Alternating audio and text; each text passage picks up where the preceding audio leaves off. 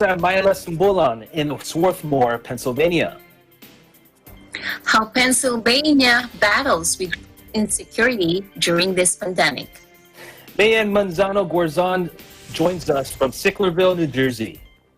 New Jersey to reopen more outdoor recreation before 4th of July holiday. We also have Joy Ann Andrus in Uniondale, New York. New York declared one of 3 states on track to contain COVID-19. Kathleen Gregorio joins us in Corpus Christi, Texas. Corpus Christi transitions to remote work options for 2 weeks due to more than 50 employees positive with or exposed to COVID-19. We also have Julie Ann Simbulan in Lancaster, California. LA County dispels COVID-19 myths. And Thomas Likeness in Edmonton, Alberta reports about what's in a name, find out what Alberta parents are calling their babies. Plus, we will talk about stories behind the given names of tonight's Eagle News correspondents, so stick tuned to that. But first, an overview of how the world looks now. According to the Coronavirus Resource Center of Johns Hopkins University in Medicine, as of 5 p.m. Eastern Time Tuesday, June 23rd, 2020, the number of cases of COVID-19 reported worldwide is now more than 9,100,000. This includes more than 2,300,000 in the U.S. and more than 103,000 in Canada. Sadly, this virus has claimed more than 474,000 lives worldwide. This number includes more than 121,000 deaths in the U.S. and more than 8,000 in Canada. Our coverage begins now. The state of Virginia to enter phase 3 of reopening. EJ Gonzalez joins us in Alexandria. How you doing, EJ? Hey, I'm doing well, Michael. Thank you. Virginia's number of COVID-19 cases continue to trend downward. According to the Virginia Department of Health, there have been less than 50 new cases over the last 24 hours. Governor Ralph Northam commended the efforts of Virginians during his briefing today for continuing to uphold social distancing, hand washing, and the use of face coverings while out in public. He has closely been monitoring the numbers supplied by the VDH and presented them today to highlight that over the last few weeks, the number of COVID-19 patients on ventilators, in the ICU, and overall number of hospitalized patients continued to decline. Governor Northam also highlighted that hospitals in the state continue to have enough bed capacity. However, today he decided to extend his executive order number 52, which increases the amount of hospital beds to confront a potential medical surge, since neighboring states seem to have their numbers spiking. The governor announced that with these decreasing numbers in our state, he has decided that Virginia can move forward with phase 3 starting as early as July 1st.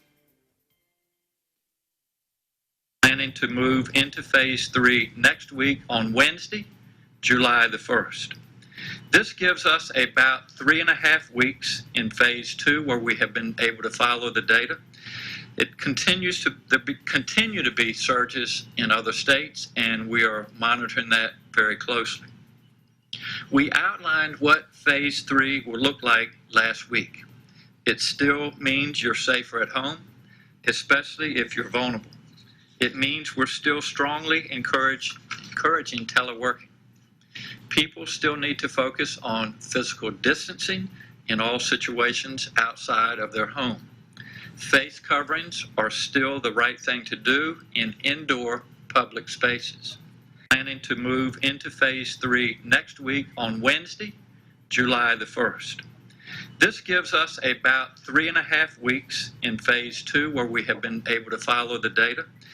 It continues to continue to be surges in other states, and we are monitoring that very closely. We outlined what phase 3 will look like last week. It still means you're safer at home, especially if you're vulnerable. It means we're still strongly encouraging teleworking. People still need to focus on physical distancing in all situations outside of their home. Face coverings are still the right thing to do in indoor public spaces. Planning to move into phase 3 Keeping all those next practices week on in Wednesday, mind, the governor outlined what would be changing in phase 3. This includes social gatherings to be capped at 250 persons, reopening of restaurants and non-essential retailers with physical distancing, gyms and swimming pool facilities moved to 75% capacity, but still, physical distancing is required. Entertainment venues such as museums, aquariums, and the like will open to 50% capacity with a cap of 1,000 persons. Overnight summer camps, however, continue to remain closed. For religious gatherings, there are a set of guidelines to be implemented when conducting in-person services. A few of those requirements are: no one with fevers will be allowed to enter, attendees must remain 6 feet apart at all times, and the use of choir is to be suspended. The document highlighting Phase 3 offered other ideas in conducting services, and a few of options listed here: drive-in or parking lot gathering, or having multiple services throughout the week, and through sanitizing after each gathering. With all these reopenings and with the act moving forward in Virginia, the government still encouraged that religious services should be conducted virtually. Telework is still highly recommended, and the practice of face coverings is still required when out in public. In Alexandria, Virginia, EJ Gonzalez, Eagle News. We live in interesting times. Back to you, Michael. A quick question for you, EJ. So what specifically are the plans regarding Phase 3 and the forward move in Virginia? Yeah, as I highlighted, a lot of reopenings are happening. But personally, for me, I'll be taking cautiously to this approach. I most likely won't be eating at any sit-in restaurants or anything like that. I keep in mind what the governor mentioned with our neighboring states. My family and I, we're located in Northern Virginia, which is 15 minutes from Washington, D.C. and Maryland. If there are still spikes in numbers for those states and other states, it means that the virus is still a serious threat, right? So I honestly wouldn't be surprised if we regress in phases within the upcoming weeks. Gotcha. And so one more quick question for you. I mean, do you think moving to this Phase 3 do you feel that it's a little too soon, or what are your thoughts on that? Well, for Virginia, with the number of cases continuously declining, I think it's okay to move towards Phase 3. But again, if there's another spike or a surge in cases, I definitely think that we'll be regressing in a couple weeks. Gotcha. All right. Well, thank you for the report, EJ. Take care out there. Thanks, Michael. So on to our next story. Let's find out how Pennsylvania battles food insecurity during the COVID-19 pandemic. Myla Simbulan from Swarthmore, Pennsylvania has the story. Thanks, Michael. According to feedingamerica.org in Pennsylvania, more than 1,400,000 people are struggling with hunger, and of them, more than 300,000 are children. That's 1 in 9 people and 1 in 7 children struggles with hunger. In order to address food insecurity during this pandemic, there were several initiatives the government had invested or supported, such as food banks across the state. It has been a tremendous food resource for those who need assistance. They provide fresh and nutritious meals and even groceries. The Pennsylvania government also invested $50 million through the United States Department of Agriculture, or USDA's Farmer Family Food Box Program. The allocation is used to purchase surplus milk and other dairy products, chicken, pork, and fresh produce from Pennsylvania farmers that's significantly impacted by closures of many restaurants, hotels, and other food services because of the COVID-19 pandemic. These foods will then be distributed to Pennsylvanians in need of food assistance. So the program benefits both farmers and those in need of food assistance. $15 million is also allocated for dairy farmers as direct relief payment, and additional $5 million for those farmers who donated dairy products to Pennsylvania Agricultural Surplus System, or PASS.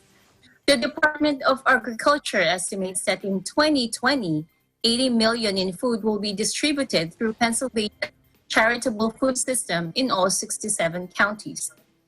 Today, Pennsylvania Governor Tom Wolf visited York County Food Bank's East York Emergency Food Hub and recognized food banks, farmers, volunteers, and all those working together across the state for helping to feed Pennsylvania families during this COVID-19 pandemic. Let's watch. The COVID-19 epidemic, the pandemic has pointed out just how important this is, but I think people who know understand this is important even in steady state. We need to take food insecurity seriously, and food banks play a huge role in making sure that people have enough food to eat. The pandemic has pointed out. Milo Simbulan, Eagle News. We live in interesting times. Back to you, Michael. Thanks, Milo. I had a couple questions for you. So the first one is, besides the food banks, will they be sending this food to any other organizations at all besides the food banks? All these foods also goes to families. Sometimes food banks has a list of families that are below income, so they sometimes send it directly to them. They have also some programs like Meals on Wheels, where they deliver cooked food already, so especially for the senior citizens. They do that as well. Gotcha. And so what are the different ways of receiving assistance when it comes to these food resources during the pandemic? So if someone is in need of food assistance, the Department of Human Services has a website that has a list, but also a map of food pantries across the state. So that's one source that you can find. Also, there's this WIC program. It's for women, infants, and children. It's a supplemental nutrition program that provides nutrition education, breastfeeding instructions, and counseling at WIC clinics. There's also what we call Summer Food Service Program. It's the Department of Agriculture Summer Food Service Program. It's also known as Summer Meals Program. It's a program that was established to ensure children continues to have access to nutritious meals when school is not in session. This is really important, especially during the pandemic when schools closed early. There's also a Senior Farmers Market Nutrition Program, and this program is for those low-income seniors. They give you coupons and you can exchange it for qualified foods. The recipients are given a list of participating farmers and farmers markets, and they can receive vouchers as well. And also, that not only that, there's also the Department of Agriculture also has a list of pet pantries in Pennsylvania for pet owners who's experiencing hardships during this COVID-19 pandemic. Well, it's wonderful to have food organizations like this that are helping those in need. Thank you so much, Mila. Thanks, Michael. When we come back, reports from our correspondents from the U.S. Stay with us. This is Eagle News America.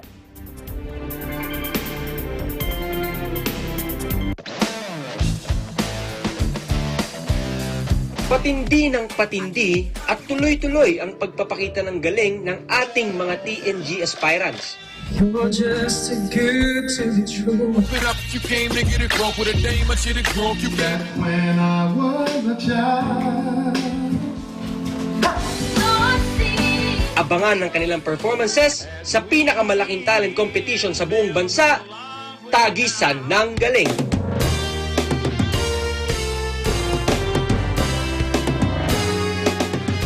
Tagisan ng Galing is presented by SMC Infrastructure, building a better world. Sandig sugar-free white coffee, puno ng white coffee taste without the sugar, kaya lower calories. Try mo na Sandig sugar-free white coffee. Sarap ng white coffee, now sugar-free. Vet-approved Nutrichunks, the only premium dog food with active boost for optimum energy and prebiotics that help strengthen immunity. Just like Catherine Bernardo, gawing listo, ganado ang fur babies niyo. Listo ganado sa Nutrichunks. Magnolia Chicken Templados, delicious, ready to cook and freshly marinated daily. Pure Foods Lunch and Meat, pure sarap for every family. Star Chunky Cheese Corned Beef, ang cheesy ng corned beef mo. Walang duda, kids can tell na #1 ang Pure Foods Tender Juicy. Ang tender, ang juicy, ang sarap. Co-presented by Cooper, expert in air conditioning and electromechanical. Also engaged in structural, electrical, fire protection, plumbing and sanitary services. Cooper, your ultimate MEPS and air conditioning solutions. Unlad Incorporated International, fight against global poverty. New San Jose Builders Incorporated. Canrib Corporation, your ventilation and air conditioning specialist. Vita Herbs Philippines Green Coffee. Masarap, mabango, at healthy pa. Puerto Rico Resort and Convention Center, Cabiao, Nueva Ecija. I love Puerto Rico. In participation with Rain or Shine Elastomeric Waterproofing Paint, Matimco, Our Square Variables Incorporated, Compizel Enterprises, Saisho International Trading Corporation, DN Steel, EMAC UPB Roof Corporation. Hey, Gretchen Ho here, and I'm a white coffee lover. Creamy kasi, and very yummy. Pero mas masarap kung hindi nakaka-guilty. Check my new discovery, San-Made Sugar-Free White Coffee. Puno ng white coffee taste without the sugar, kaya lower calories. Try mo na! San-Made Sugar-Free White Coffee. Sarap ng white coffee, now sugar-free.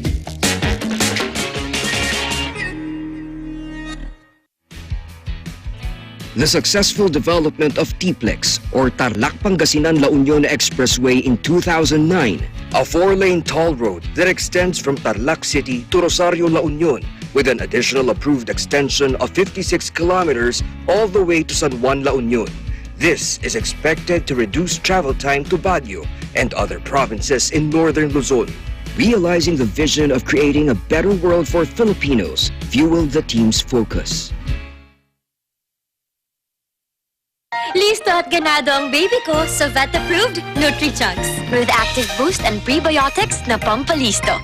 Made with real meat, with essential nutrients to help them grow healthy and happy. Listo, ganado sa Nutri-Chunks. Ikaw lang ang star ng buhay ko. Para sa akin, perfect ka. Ang cheesy ng corned beef mo. Pag Star Chunky Cheese Corned Beef, sarap ng corned beef, inangat pa ng real cheese cubes. Star Chunky Cheese Corned Beef.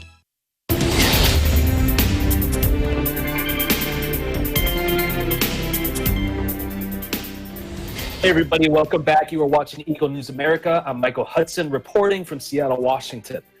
Now back to our stories.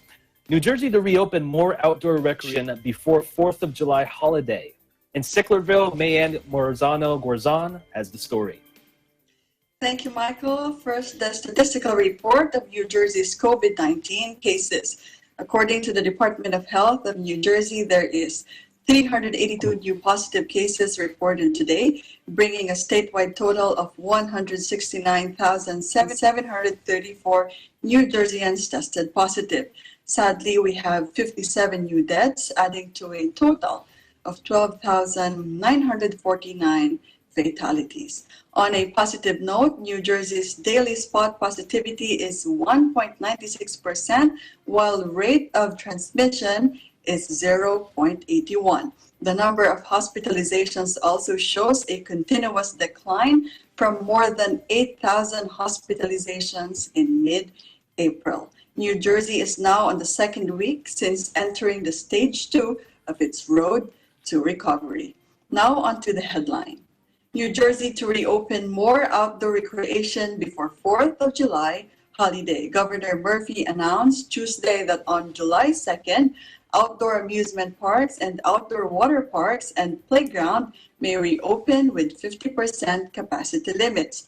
This also includes the rides on the boardwalks. According to Murphy, aside from the capacity limits, parks and boardwalk rides must enforce social distancing rules on rides and in lines. For park operators, face coverings for guests and staff are required where they are practicable. He also said that specific guidelines is being finalized and will be announced soon. The governor also added, quote, with next week's July 4 holiday weekend rapidly approaching and with families rightfully looking for ways to enjoy their time off together, we wanted to make it known that, yes, the rides will be in operation, but moreover, we want everyone to enjoy their time together responsibly. On Monday, the governor also announced the casinos and restaurant indoor dining rooms can reopen at 25% of capacity on July 2. On that same day, June 22nd, salons, barbershops, pools, and spas also reopened for the first time in 3 months. Murphy said that stage 3 could come within weeks, not months, if the state continues to keep the numbers moving downward and if New Jerseyans continue social distancing, wearing of face coverings, and regular washing of hands. In Sicklerville, New Jersey, May and Manzano Garzon, Eagle News. We live in interesting times. Back to you, Michael. Thank you, Mayan. So I have a quick question for you. So other states are reporting spikes in the COVID-19 cases because of outdoor parties and gatherings, which I find very, very peculiar. So what is New Jersey's plan to avoid the surge in COVID-19 cases? Michael, yeah, thanks for your question. It's really sad that we are seeing spikes in cases from other states, but according to our state officials here in New Jersey, it is strongly urged but not imposed that for those who are coming here in New Jersey, especially if you are coming from a state where you are reporting a spike in cases, you are strongly suggested to get tested, preferably before you come here in New Jersey. It is also strongly advised to conduct self-quarantine when traveling to or from other states. And also, Mike, for gatherings, for parties, to keep a record of your guests to at least help with contact tracing if in case someone becomes positive of the virus. Michael? All right, so I guess a lot of these people at these parties are going to be buying a lot of guest books in the next couple of days. Thanks a lot, man. Have a good day. Thank you, Michael. New York is declared one of 3 states on track to contain COVID-19. In Uniondale, Eagle News correspondent Joanna Andrus reports. Hi, Michael. New York is one of only 3 states that are on track to contain COVID-19, according to a study done by COVID Act Now. The other 2 states are New Jersey and Massachusetts. This model has been used by over 10 million Americans, and they've engaged with dozens of federal, state, and local government officials, including the U.S. military and U.S., to assist with response planning. Governor Andrew Cuomo said, "We went from one of the highest infection rates to one of the lowest, and we did it by making decisions based on the science, the data, and the facts, not on politics." New York is finally coming back, and I can't stress enough how important it is that we don't blow this incredible progress now. To all New Yorkers, wear a mask, get tested, socially distance, wash your hands, and be smart. To date, 3.5 million New Yorkers have been tested for the virus. 48,000 tests were done yesterday, with 1% coming back positive, and sadly, 27 lives were lost. New York City entered phase 2 yesterday, which allows for outdoor dining. The reopening of hair salons and barbershops, playgrounds, in-store retail, and real estate. While offices were allowed to reopen, a lot of employers are still letting their employees work from home for the foreseeable future. Long Island is on track to join the rest of New York State in phase 3 tomorrow. This allows for indoor dining at 50% restaurant capacity with customers separated by 6 feet, and for personal care services such as massages, spas, cosmetology, tanning, and nails. Broadway is not expected to return until September. The Metropolitan Opera and New York City Ballet have canceled their fall seasons, and the Metropolitan Museum of Art is contemplating an August reopening.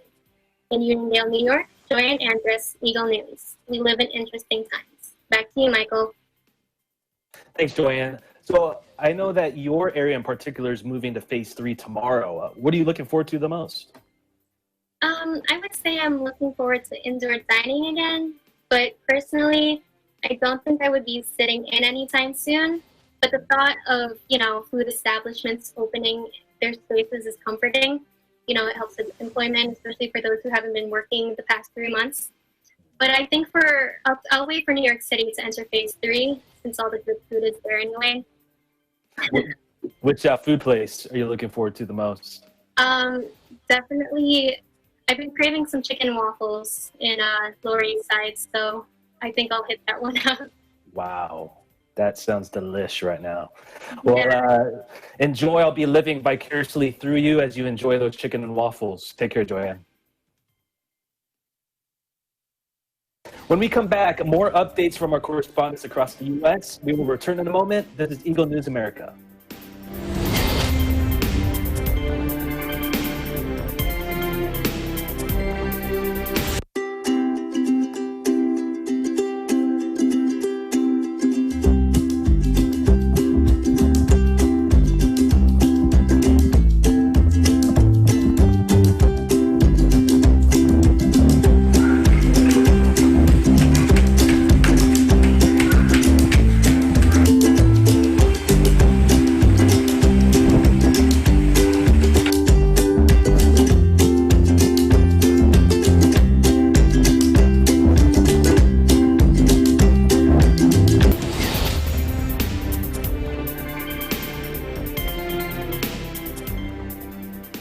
Welcome back, everybody. You are watching Eagle News America. I'm Michael Hudson in Seattle. Corpus Christi moves to remote work options for 2 weeks with over 50 employees positive with or exposed to COVID-19. In Corpus Christi, Eagle News correspondent Texas Bureau Chief Jane Kathleen Gregorio reports. Thank you, Mike, and howdy from Texas. Here in the Lone Star State, COVID-19 has been rapidly increasing throughout Texas, including here in the Coastal Bend and Nueces County. The city of Corpus Christi announced Monday that it has multiple employees who have tested positive or have been exposed to COVID-19 recently. At least 50 employees, ranging from city departments such as the gas department to the police department and others, are self-isolating due to a positive test result or exposure to COVID-19. City Manager Peter Zanoni authorized city work-from-home protocols beginning Tuesday, June 23rd, for the next 14 days. Staff members will be expected to maintain work hours and productivity while working from home. Zanoni stated, "It is vital we maintain city operations. The 2-week work-from-home protocol is one step we can take to reduce and slow the spread of COVID-19. Our number one goal at this time is the safety of our employees and their families." Annette Rodriguez, director of the Corpus Christi Nueces County Public Health, stated that residents who test positive must notify those who they come in contact with, so they quarantine for 14 days and to notify their employer as well. As of now, the latest numbers of confirmed cases in Nueces County are 813, which have tested positive, and a total of 6 fatalities. Of those that tested positive, 243 have recovered. Now, we shift gears to local businesses where a local community theater found a way to stay connected with their audience despite the phase 3 limitations and safety protocols. We spoke to the staff of Aurora Arts Theater, a local theater here in Corpus Christi, about how they found a creative way to stay connected to their community by offering free cinema days, which is cult classic musical films in exchange of donations. This is an alternative to their regular costume theater productions. Let's take a look.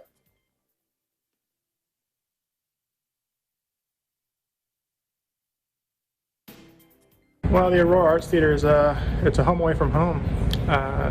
It's a place in the community for people to come and practice the art of theater, myself being involved on the technical side of theater. Regarding what's happened now with this pandemic, that's something that's taken away from the community. Not just for patrons, but for those who come and practice that here. And so that's a huge loss on both sides, of course. It is a very tight community, both on and off stage, whether you're in the seats or on the stage, coming to watch and enjoy or coming to participate. It's a huge loss, definitely.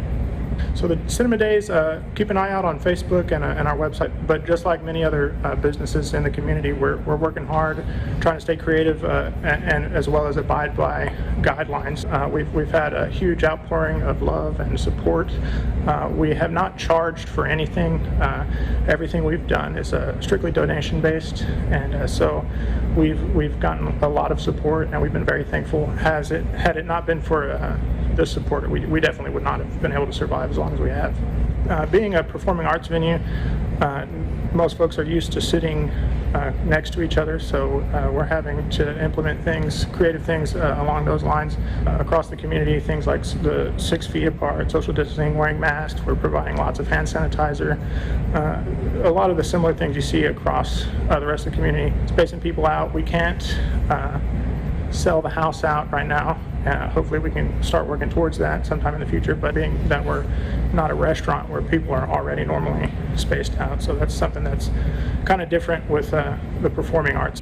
So what we're doing is we're practicing social distancing. We have 2 seats between every party, and then we're also seating every other row. So right now we're just testing the waters and hoping that in the future we are going to open at 50%, but right now we're just allowing 25% capacity for the safety of our actors and the patrons. Right now we are technically closed until the main show, our production that we're going to be showing, our live performance is going to be Rumors, and that is going to open up on July 3rd. And then after that, then we're going to be officially open. Well, the Aurora Arts Theater is it's a home away from home. It's a place in the community for people to come and practice the art of theater. I'm Jane Kathleen Gregorio, Eagle News. We live in interesting times. Back to you, Mike. Thank you so much. So it looks like to me, I saw some of the pictures that you actually attended that free cinema day. Can you give us a little insight of what that was like? I did, Mike. Actually, I discovered this theater in my community, and I had no idea that it was there all this time. But it's actually a community theater where the actors are all volunteers from the community. Anyone can go there and audition. But because of the safety precautions, they had to cancel a lot of their auditions, and even their production. They had to postpone it till July.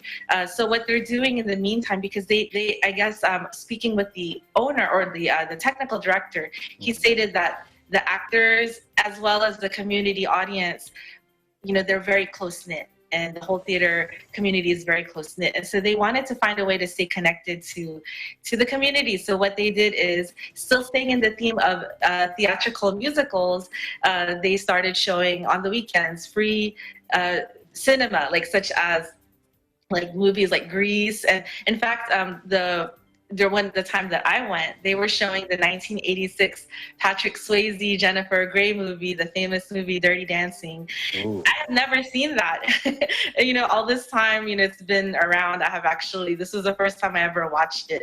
And I have to say, seeing it in the theater with other people, even though we were all social distancing, except for me and my friends, we were seated together, but, away from the other patrons, still you felt that sense of, I guess the people that were watching it were already fans of the movie, so they were just there just to support. But you felt this energy of, just like the presence of, people who love theater, who love this organization, and just like a bonding time. And I enjoyed it a lot. They did have a lot of hand sanitizer there, but they did have also concessions, so you could still get snacks. So it felt like, although they didn't have, the actual stage productions, you still got to participate in the theater setting. And that was really creative for them to transform their theater into kind of like a movie house. Oh, wow. Well, I'm really great. I'm really glad to hear you had a great time. Thank you, Mike. Thanks, Jane. Take care. Thanks. Thank you, Kathleen. When we come back, find out what Alberta parents are calling their babies. This is Eagle News America. Stay with us.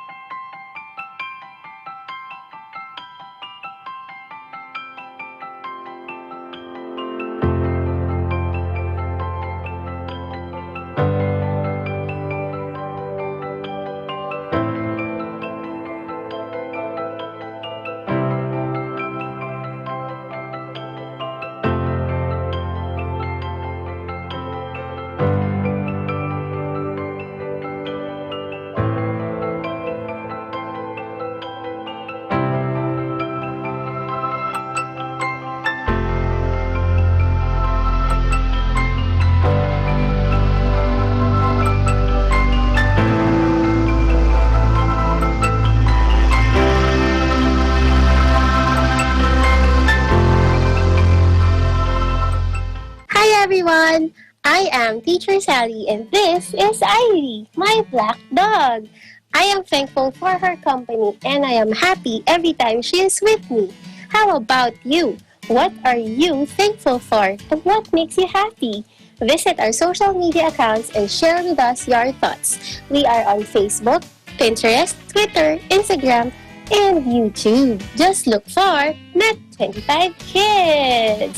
And don't forget, Kid Kwento is on Net25 TV and on our Facebook page, Net25 Kids, every Mondays and Wednesdays. Anong sa inyo with Ate DJ is on Tuesdays and Thursdays. And Be Brighter is every Friday. Remember, 4 to 4:30 p.m. And don't forget to watch Art Time every Saturday and Sunday, 8:30 to 9 a.m. Again, I am Teacher Sally, and this is Ivy. And we live in interesting times. Protektahan ang sarili laban sa coronavirus disease o COVID-19. Narito ang ilang paalala. Takpan ang ilong at bibig sa tuwing babahing at uubo. Gamitin ang looban ng siko. Kung gagamit naman ng tissue, ay tiyaking maitapon ito agad sa tamang basurahan. Iwasang hawakan ang ilong o bibig. Ugaliing maghugas ng mga kamay gamit ang sabon at umaagos na tubig o magpahid ng alcohol-based sanitizer. Gumamit ng face mask kung ikaw ay may ubot sipon. O kaya naman ay may inaalaga ang pasyente na mayroong simptomas ng respiratory illness. Itapon ng gamit na face mask sa tamang basurahan. Sundin ang social distancing. Panatilihin ang 1 metrong layo mula sa ibang tao, lalo na kapag nasa labas ng bahay. Kung maaari ay umiwas muna sa mga matataong lugar. Laging tandaan, mahalaga ang kalinisan upang sakit ay maiwasan.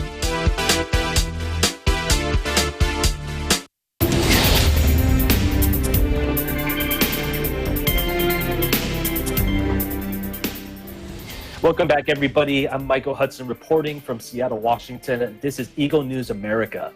Los Angeles County dispels COVID-19 myths. In Lancaster, Eagle News correspondent Julie Ann Simbulan has the details.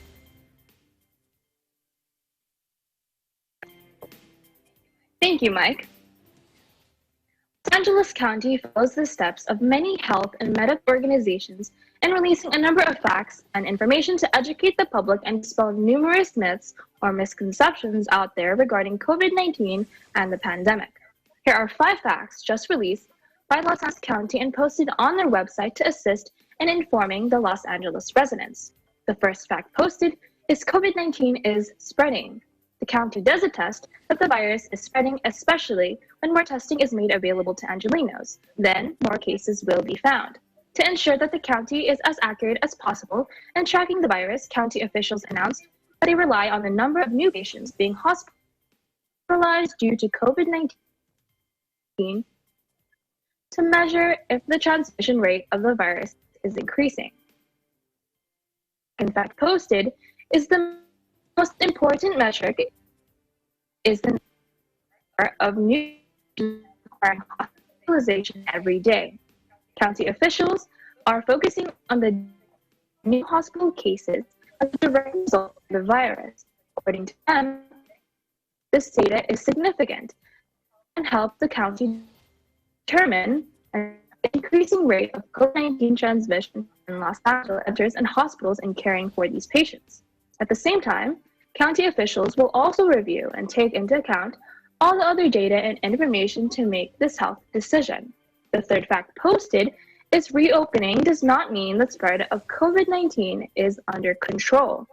Los Angeles County officials state that the safer-at-home order was made to quickly control the spread of COVID-19. Although ordered for the safety of all residents, the safer-at-home order was only temporary. Reopening businesses and other public and private sectors would eventually occur for the financial stability and overall health of the residents of Los Angeles.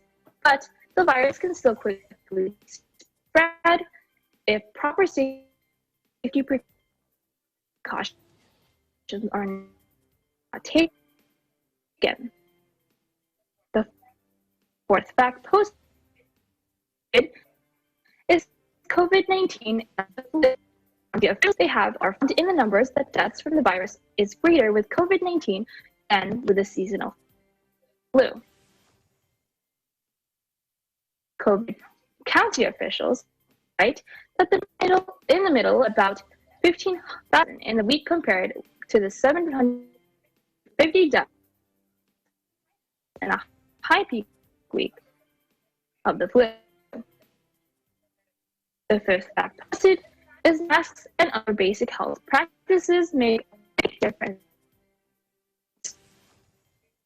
Based on the known facts obtained regarding COVID-19, those county officials are confident in distancing, wearing of cloth faces, regular hand washing, strong deterrents against the virus, especially COVID-19 county. The number of new cases increased with 2,364 newly reported cases and 34 new deaths. The total number of confirmed cases in the county is 88,262, 8,171 deaths announced by the Los Angeles Department. Meanwhile, the state of California currently total 180,073 COVID-19 cases, 5,580 deaths as recorded by the California Department of Health. In Lancaster, California, Julian, Eagle News. We live in an interesting time. To you, Mike. Julie, quick question for you. So I heard up and down the grapevine that the coronavirus can spread through food. Is that true or false? Or is that a myth? Well, at this time, Mike, there is no evidence that COVID-19 can be transmitted from one person to another through food. It is not a foodborne illness like salmonella, wherein you can get sick from eating the food. The coronavirus is spread from one person to another through the respiratory droplets from when a person infected with the virus or with COVID-19 speaks, through coughs and or sneezes. But a person can still contract the virus by touching food item or food packaging that is the active virus on it and then touching his or her face, eyes, nose, or mouth. This is why it is recommended to clean the surfaces where the food we buy will and rinse all fruits and vegetables. Gotcha. Well, thank you so much, Julianne. You have a great night. So what's in the name? Find out what Alberta parents are calling their babies. Alberta Bureau Chief Thomas Likeness has the story. Good evening, Michael. I thought I'd report on something lighter this evening. You know, something that'll put everybody in a good mood. Let's talk about baby names. Names are a very personal choice for parents of newborns, and we'll have a look at some of the most popular names that were chosen last year for Alberta babies.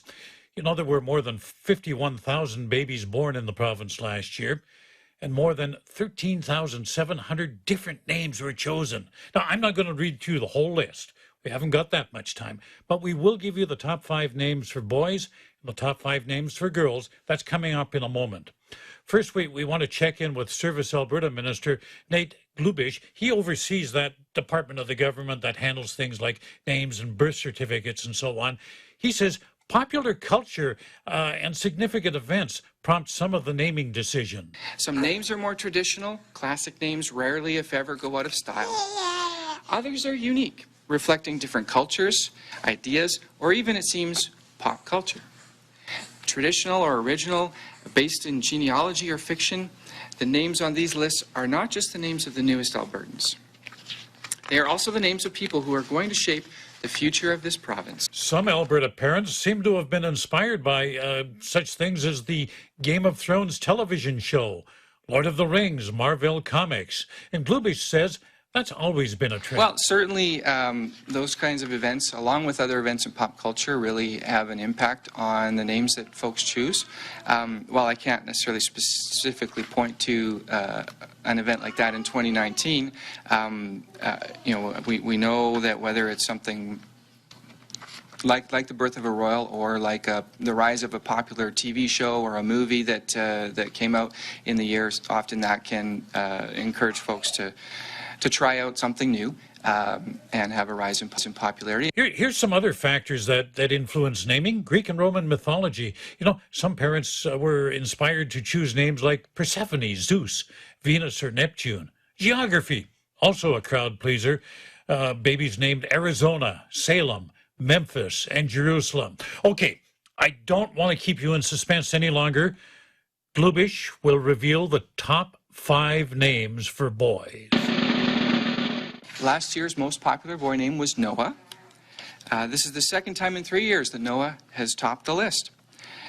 Looking back over the past several years, it seems that there's a strong competition between Noah and Liam as they alternate holding the top spot. Oliver, Ethan, and Jack round out Alberta's top 5 boy names. The child that you saw Glubish holding a little bit earlier in this report, that's his son. He was born last year. Now, Glubish and his wife named the boy Max. Where does Max fall on the list? Number 54. Number 54. Let's turn to girls' names now. Minister Glubish, what are the results? Well, it looks like Olivia's reign continues. So for a 6th year in a row, Olivia is the most popular name for girls in Alberta, followed by Charlotte, Sophia, Emma, and Ava. And how popular was my name, Thomas, last year? Well, there were 104 baby boys given that name. Lucky kids. I hope you like your moniker. I wish you all good health. Take care of others. Take care of yourselves. Stay home, stay safe, and stay tuned to Eagle News for accurate and balanced coverage of the COVID-19 pandemic and other current affairs. In Edmonton, Canada, Thomas I. Likeness, Eagle News. We live in interesting times. Thanks so much, Thomas. Man, Noah and Olivia, who would have thought? Well, you know what? Let's have a little fun tonight, guys. So first, thanks for the great reports. You guys did great. Now let's get some insights about something a little bit more personal, if you guys don't mind. So first, I'm going to ask you guys a little background on each of your first names. And if given a chance to change the name, what would you name yourself and why? So let's start. Who wants to go first? All right, I'll pick one. Kathleen, how about you? You go first. Oh, Mike, I had a feeling you were going to call on me first. Okay, that's fine. Well, Mike, my parents, they kind of named me at the last minute. So my full name is actually Jane Kathleen. And my mom chose Jane because when she read a baby naming book, it meant gift of God. And because I was born so close to my dad's birthday, it was like a gift. So that's why she called me Jane. But she felt that Jane was too plain. She wanted to add something else to it. And the nurse that was taking care of her at the hospital, her name was Kathleen on her name tag. She's like, oh, that's such a pretty name. I'm going to borrow your name and add it to my daughter's name. So that's how I ended up with Jane Kathleen, which is kind of long, but some people call me Jane, some people call me Kathleen, some people call me Kat, and some people are confused. So because it's I'm a binomial person. But other than that, that's how my name originated. Oh, interesting. Okay. How about you, Mila? So my name was, according to my mom, who passed away already, it came from a book she was reading while she was pregnant with me. And it's a Hawaiian name, Mila. So that's how she got my name. Oh, wow. I love Hawaii. So first of all, do you like your name? And if not, what would you change? What would you be named different? Oh, I love that question. So, if I'm pick another name, I wanted the name from the Bible. So Sarah would be on my top list, and I named my daughter, my eldest daughter, Sarah. And my next is I wanted a name that's unisex, like Gabriel, both for a girl and a boy. So I named my youngest Gabriel. He's a boy. Oh man, those are great names. Probably if they were born a year or two ago, I'm probably gonna pick Arya from Game of Thrones. Oh man, great name, powerful. All right, Yeah. EJ, you're up. Yeah, so talking about unisex names, I guess my parents, they already knew that whether I be a boy or a girl, whatever they had, they were going to name me EJ, right? So if I were a girl, it would have stood for Erica Joy. I remember my mom telling me this all the time. But since I came out, happy boy, they gave me the name Edward J. So Edward Jay is what the J stands for. E stands for Edward. I like my name. I was looking it up, and it means guardian, and it's a very powerful name. I think, you know, whenever you hear of Edward, you think of some classic guy who's very genuine and very gentlemanly. So I think it describes me pretty well. Ooh, gentlemanly, huh? Right? Gentlemanly, yeah. So EJ, your parents doesn't know that they don't want to know the gender before you were born. Is that what happened? That's why they have No, to I think they did. I think they picked that name well before I was born. They knew that they were going to name their first child EJ, whether it be a boy or girl. So I think it was already predestined. Yeah.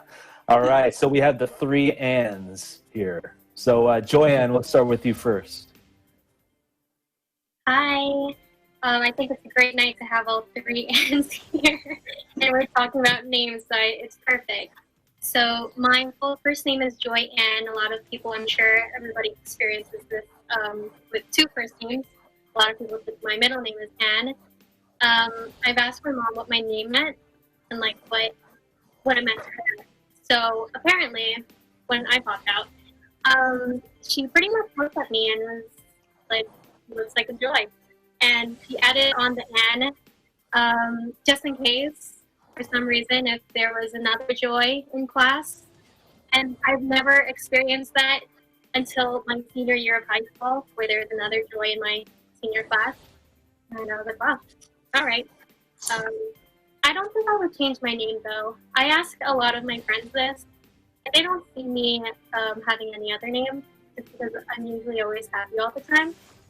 And I was joking with my friends. I was like, oh man, it's 2020, a new decade. Maybe people should stop calling me Joy and start calling me Ann, since I need people to call me Joy. There we go. The history unfolds for all of us. Julianne, you're up next. How about you?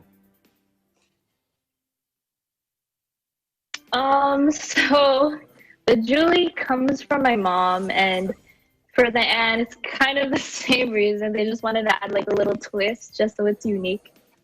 And if I were to change my name, because my name is spelled with a space in the middle, if I were to change it, I would probably just put it together just so it's easier for official documents. But yeah. So would you pick a different name if you could? I really like the name Julianne. Like I'd want like maybe a different version of it, maybe like Juliana or something. Fair enough. Yeah. Fair enough. And last but not least, Mayanne. Well, Michael, I wish I could share a more interesting and meaningful story behind my name, but I'm Mayanne because I was born in the month of May. Nice. And Anne is Anne. My second name is a name I share with my older sister. She is Hazel Ann. Her name is Hazel Ann. And according to my mother, our second name Anne, since my was from my aunt, and that aunt was based in England. So my aunt said that Anne before was a very popular English name. Well, apparently that's why we have like 3 Anns here. Maybe that's true. So if I were to change my name, well, I think I'm like everybody else. I really like unique sounding names and at the same time classic Filipino Spanish sounding. Thus the name of my son, Sandro Roberto. But even though I like names like that, I honestly couldn't think of any other name that I would want for myself, because maybe I can't think of any that would suit my personality or me as a person or my character. So I guess I'll stick to Mayanne for now. There we go. Well, hey, all of you guys have beautiful names. How about you, Mike? How about you, Mike? me. I was gonna say you didn't say yours. Well, you know, My parents always told me that I moonwalked out of the womb, so they named me after Michael Jackson. So they used to like do my hair and everything, do the curl in the front, give me my silver glove. So that's why they named me Michael. But if I could have a different name, I would probably King David's my favorite Bible character, so I'd probably say David if I could change it. But I like Michael. Yeah, I love King David. That's also my favorite. Yeah, definitely. That's why I named my middle child, but we call him Zachary because he likes Zachary more. There we go. Yeah. Well, hey, thank you, everybody. And as we close the show, let's continue to thank our frontline and essential workers with a round of applause. And also a big congratulations to all the graduates of the class of 2020. We are so proud of you. We celebrate with you. And that is it for today's Eagle News America. Thank you for joining us. I'm Michael Hudson. We live in interesting times.